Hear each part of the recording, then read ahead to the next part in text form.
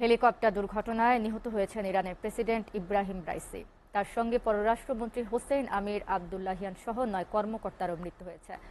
এমন পরিস্থিতিতে ইরানের সর্বোচ্চ নেতা Ayatollah Ali Khamenei first vice president Mohammad মুখবারকে অন্তর্বর্তীকালীন প্রেসিডেন্ট হিসেবে নিয়োগ দিয়েছেন।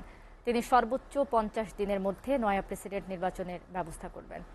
পররাষ্ট্রমন্ত্রী হোসেইন আমির আবদুল্লাহিয়ানের স্থলাভিষিক্ত হয়েছেন উপপররাষ্ট্রমন্ত্রী আলী বাঘিরি কানিকে। পালিত হচ্ছে ৫ দিনের জাতীয় শোক। দেখুন ডেস্ক রিপোর্ট। দুর্ঘটনার প্রায় ১৬ ঘন্টা পর রাইসিকে বহনকারী হেলিকপ্টারের ধ্বংসাবশেষের সন্ধান মিলেছে। আন্তর্জাতিক সংবাদ মাধ্যমগুলো বলছে দুর্ঘটনার পর হেলিকপ্টারটি একেবারেই পুড়ে গেছে।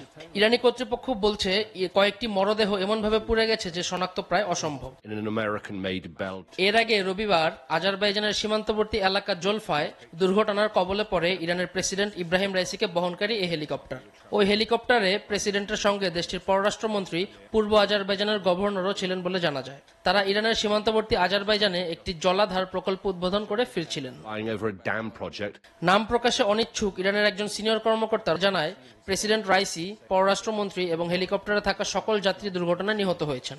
পরে ভাইস প্রেসিডেন্ট মোহসেন মনসুরি এবং রাষ্ট্রীয় টেলিভিশন সোশ্যাল মিডিয়ায় দেওয়া এক বিবৃতিতে রাইসির মৃত্যুর বিষয়টি নিশ্চিত করে। বেঁচে নেই হেলিকপ্টারে থাকা ৬ কর্মকর্তাদের কেউ। দুর্ঘটনার পর থেকেই ইরানের প্রেসিডেন্ট নিখোঁজ ছিলেন। তাদেরকে উদ্ধারে মাঠে নামে উদ্ধারকারীরা।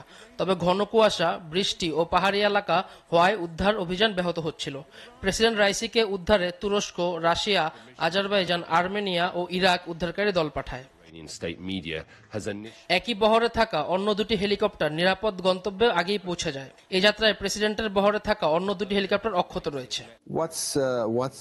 এই খবর পাওয়ার পর আজ ইরানের মন্ত্রিসভা একটি জরুরি বৈঠকে বসে, যার নেতৃত্ব দেন ভাইস প্রেসিডেন্ট মোহাম্মদ মুখবার। অন্যদিকে প্রেসিডেন্ট ইব্রাহিম রাইসি নিহত হওয়ার খবর সামনে আসতে না আসতেই বিশ্বব্যাপী অস্থির হয়ে উঠেছে জ্বালানি তেলের বাজার। SATV news desk.